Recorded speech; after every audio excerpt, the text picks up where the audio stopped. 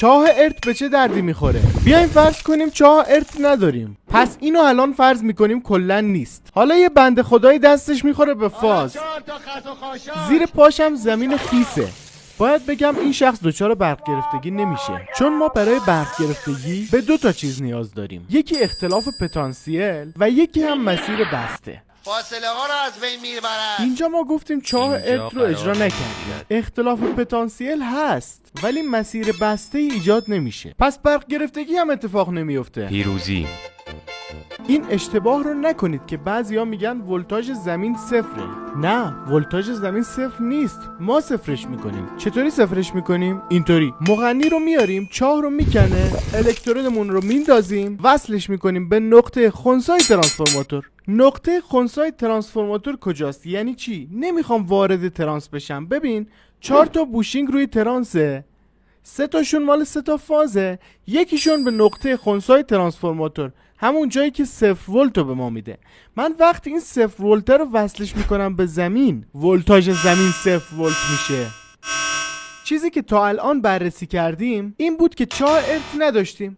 الان این به نظر شما خوبه؟ خب تا اینجاش که خوب به نظر میاد، یعنی کسی دستشو بزنه به سیم فاز برق نمیگیرتش. ولی حالا بریم مشکل بزرگ رو بررسی کنیم که اگه چاه ارت نباشه چی میشه. توجه خیلی مهم، هر جا که من دارم میگم چاه ارت، منظورم چاه ارتی است که زیر ترانسفورماتور اجرا میشه. ما نقطه خنثی ترانسفورماتورهامون رو باید زمین کنیم. دارم در مورد اون حرف میزنم. خیلی خب بریم بفهمیم چاه ارت اجرا نشه چی میشه.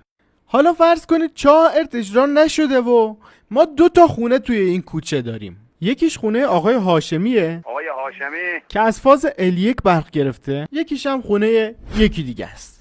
اگه توی خونه اول فاز با زمین اتصالی پیدا کنه یعنی اینطوری، و توی خونه دوم هم یکی رو برق بگیره یعنی دستش بگیره به فاز، چون توی خونه اول فاز به زمین اتصالی پیدا کرده پس ولتاژ زمین 230 ولت شده، و توی خونه دوم هم اون شخص بین فاز و زمین قرار گرفته یعنی ولتاژ فاز به فاز افتاده دو سرش، یعنی ولتاژ برق گرفتگی اینجا ولتاژ بین 2 فاز هست، یعنی 400 ولت دو سرش میفته و یک برق گرفتگی خطرناک اتفاق میفته. علاوه بر این توی خونه اول گفتیم فاز گرفت به زمین و توی خونه دوم حتی به زمین هم نگرفته باشه ولتاژ بین این فاز و دیوار 400 ولته. پس این عایق روی کابل ها و سیم هامون به شدت تحت تنش قرار میگیره. مشکلات دیگه هم ایجاد میشه که توضیح دادنشون زمان میبره، مثل خطر پدیده تشدید و همینطور افزایش EMF که اینا رو حالا بچهای برقی بهتر میفهمن. ولی وقتی نقطه خنثی ترانس رو زمین میکنیم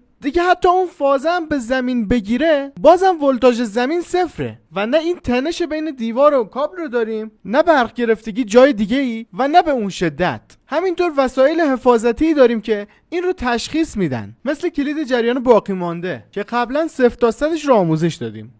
همه مواردی که گفته شد در مورد اجرا شدن و نشدن چاه ارت یا همون الکترود زمین زیر ترانسفورماتور بود. اون چاه ارتی که توی خونه ها اجرا میکنیم، توی آموزش های بعدی در موردشون صحبت میکنیم.